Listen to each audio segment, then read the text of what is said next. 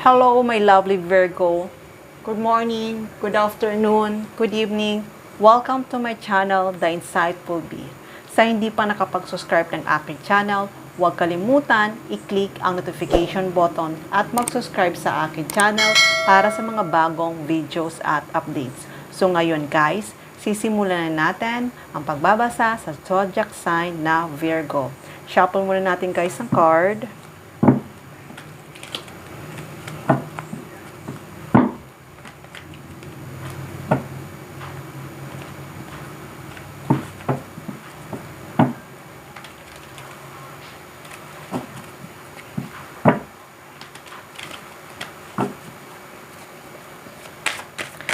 Okay, Virgo. Ano nga ba ang message for Virgo?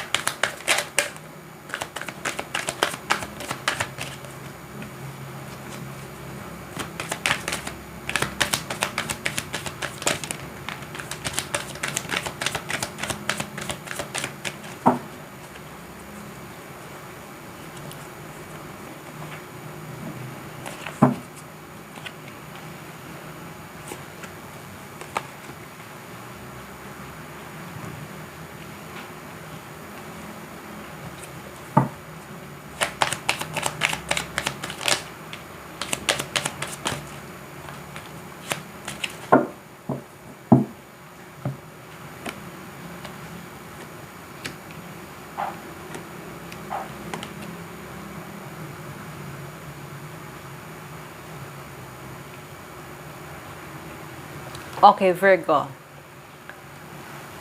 Sa nakikita ko ay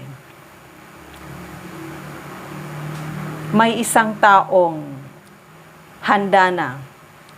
Handa na itong pumunta sa iyo. Handa na itong magsalita at handa na itong sabihin niya ang nararamdaman niya para sa iyo. Dahil kung dati itong tao na to ay wala pang lakas, at hindi niya masabi ang nararamdaman niya. Pero this time ay na-realize niya na it's time na para sabihin niya ang nararamdaman niya para sa'yo.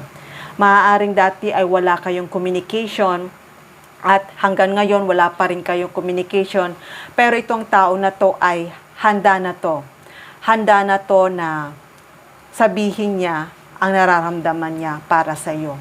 Kasi gusto niya na magsimula ulit kayong dalawa.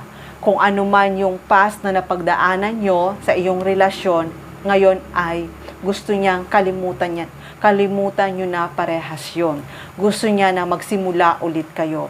Dahil kahit papano, may mga magagandang memories pa rin kayong dalawa na nangyari sa inyong dalawa.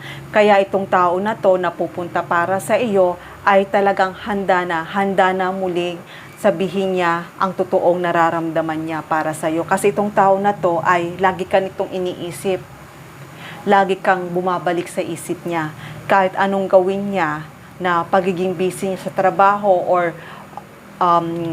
gumagawa siya ng way para ma-distract na hindi kanya maisip. Pero itong tao na to, kapag mag-isa na siya at wala siyang kausap, ikaw ang pumapasok sa isipan nito.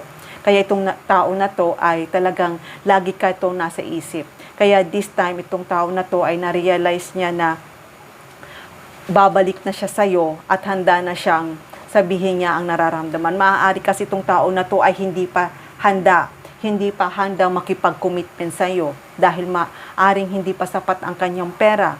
Kasi ayaw niya na kapag naging magkasama na kayong dalawa, ayaw niya na hindi niya magampanan ang responsibilities niya para sa'yo. Pero itong tao na to ay talagang may lakas ng loob na pumunta to para sa'yo dahil talagang napag-ipunan niya na.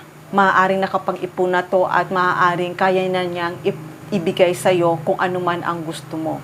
At hindi lang yon. Kung hindi naman niya na ibigay dati sa iyo ang dapat na ibigay para sa'yo, pero this time ay ibibigay niya na ito para sa'yo. Yun nga ang sabi ko, kung dati ay hindi pa siya stable, hindi pa maganda ang career niya, kung nagsisimula pa lang siya sa career niya at hindi pa tama lang ang sinasahod niya, pero this time ay ibibigay niya na sa'yo.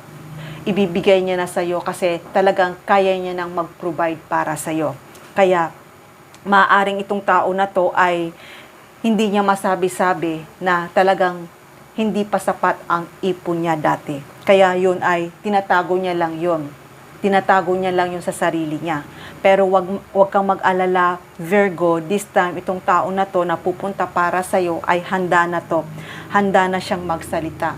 Handa na talaga siyang sabihin niya ang totoong nararamdaman niya para sa'yo. Kasi talagang nakita niya na sa paghihintay mo at naging mabait ka sa kanya, naramdaman niya, naalala niya yung mga kabaitan mo na ginawa mo para sa kanya. Kaya this time, itong taon na to, na-realize niya na mahalaga ka pala sa kanya.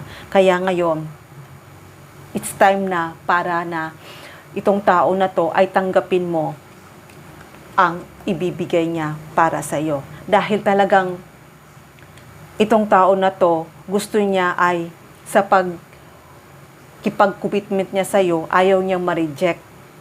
Gusto niya na kung makikipag-commitment siya, kung gusto niya mag-settle down, ay gusto niya ay stable na ang buhay niya. Kaya itong tao na to ay sa ngayon ay maayos na, stable na ang buhay niya.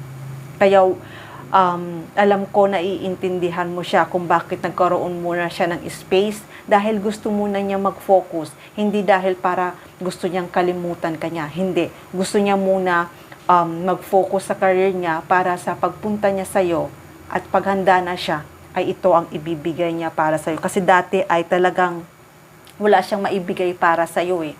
Natatakot siya na baka mamaya pag commitment siya at wala pa siyang sapat na pera ay iwanan mo siya. Yun ang naiisip niya. Kaya ngayon, nag-distance muna siya. Hindi dahil sa gusto niyang iwanan ka niya. Nag-distance siya kasi gusto niya munang mag-focus sa trabaho. Pero itong tao na to ay mahal na mahal ka nito at ikaw lagi ang laman ng isip nito.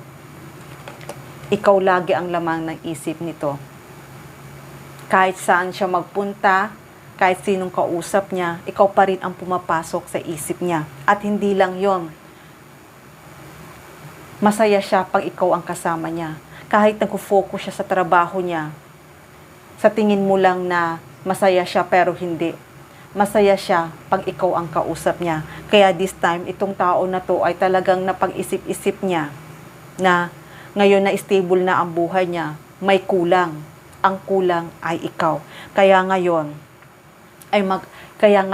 kung ano man yung past nyo nakaraan ay talagang magkakaroon ng pagbabago. Itong pagbabago na to ay magkikita kayong muli at makikipag-communication to sa iyo. Kaya Virgo, itong tao na to na pupunta para sa iyo ay handa na to. Kilala mo to. Yung hinihintay mo at iniisip mo, itong tao na to ay iniisip ka rin niya. Kaya sa pagpunta nito sa iyo, hihingi to sa iyo ng apologize kung hindi niya naibigay sa iyo ang tama. Kasi nga, nagkaroon siya ng problema sa financial na hindi pa siya makapag-decide. Pero this time, itong tao na to ay handa niya nang ibigay ito para sa iyo. At alam ko ay matutuwa ka. At dahil ang ibibigay nito para sa iyo ay isang abundance. Masaya. Magiging masaya ka. Kaya Virgo, handang-handa na to. Handang-handa na itong tao na to na magsimula ulit kayo. Kaya sa pagpunta nito sa iyo, inaasahan niya na sana wag mo siyang i-reject. Pero nasa sayo pa rin yan, choice mo pa rin yan kung tatanggapin mo ang alok niya. Pero this time, sa pagpunta nito sa iyo ay napaka-sincere. Hindi dahil sa bumalik siya sa iyo dahil gusto kanyang saktan o gusto niyong pag-usapan niyo pa yung past. Ayaw niya. Gusto niya, pagpunta niya sa iyo ay gusto niya yung magbagong simula kayo ulit. Magsimula ulit kayong dalawa. Pero itong pagsimula, itong ulit, gusto niya maging masaya ikaw. At hindi lang maging masaya ang relasyon nyo. Kaya sana maintindihan mo siya dahil nung time na yon ay hindi pa sapat ang pera niya. Pero this time ay handa na siyang ibigay sa'yo. Handa nang ibigay sa'yo ang pinaghirapan niya. At gusto niya na rin na makipag-commitment sa'yo at itong bibigay niya sa'yo ay stable life to. na talagang habang magkasama kayong dalawa, magiging maayos ang buhay nyo. Kaya Virgo, kung itong tao na to ay hindi niya man sinabi sa iyo ang totoo at naglihim siya sa iyo dahil nga dati ay hindi pa sapat ang pera niya kaya hindi pa siya handa makipag-commitment, pero this time handa na siyang pumunta para sa iyo at sabihin niya sa iyo at ibigay itong kay tagal niya nang gustong ibigay para sa iyo. Kaya Virgo, magiging masaya ka at hindi lang yan. Alam ko ay hinihintay mo rin itong tao na to na magkaroon kayo ng communication. Pero this time, itong tao na to ay pupunta na to sa'yo. Ready na to na mag-offer sa'yo.